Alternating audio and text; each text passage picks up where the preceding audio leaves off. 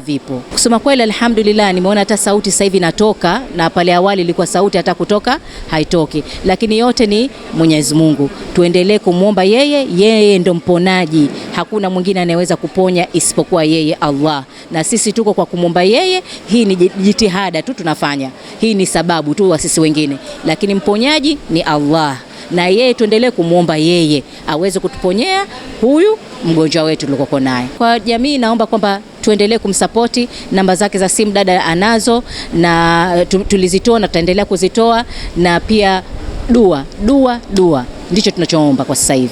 Nashukuru sana kwa leo, ni siku ambayo sijaitarajia kwenye maisha yangu, lakini nashukuru alhamdulillah imetimia.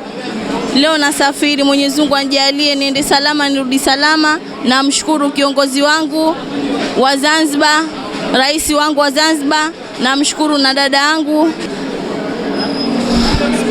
Nashukuru pia wananchi, asanteni kwa msaada wenu, nawashukuru sana. Lakini tunamshukuru Allah mpaka sasa hivi tokea ameingilia kati Mheshimiwa Rais hili jambo, na ukiambatana na dada yetu Asma Mwinyi, tunamshukuru Mwenyezi Mungu. Ukweli ni Allah pekee ndo atakaye tunayemsubiria kwa hali yake, kwa sababu ni jambo zito na ni jambo kubwa.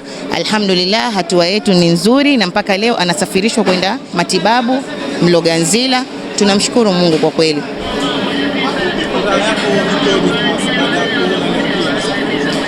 Ukweli furaha yangu haina kifani, kwa sababu kumsaidia mwanadamu mwenzio, na hii ni kijana taifa la kesho.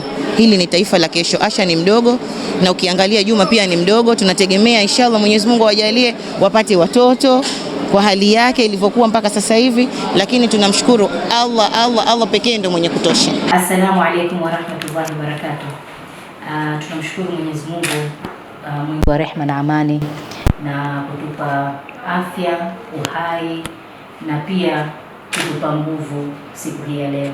Lakini pia tunamshukuru Allah kwa kutuwezesha kuweza kufika hapa leo. Tumetoka Lumumba Zanzibar na kufika Mloganzila hospitali ya Dar es Salaam. Hapa kuna vipimo vingine ambavyo vinatakiwa viendelee ili tupate kujua mgonjwa wetu vipi.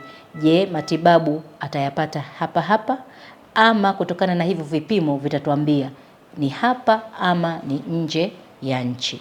Kwa hiyo tunashukuru Mwenyezi Mungu, tunashukuru na wao pia alhamdulillah tumeweza kusafiri kwa salama na kufika hapa leo kwa salama. Asante. Na pia namshukuru rais wangu wa Zanzibar, namshukuru sana kwa kujaliwa uwezo na nguvu na upeo wa kutusaidia mpaka hapa tulipofika. Namshukuru sana alhamdulillah rabbil alamin. Na pia namshukuru mamangu hapa kwa kuwa pamoja na mimi mpaka hapa sasa hivi nilipofika. Alhamdulillah pia nawashukuru na jamii pia kwa kunisaidia kwa kila nilikuwa nacho hana, wamenipa moyo. Alhamdulillah pia nawashukuru kwa hili.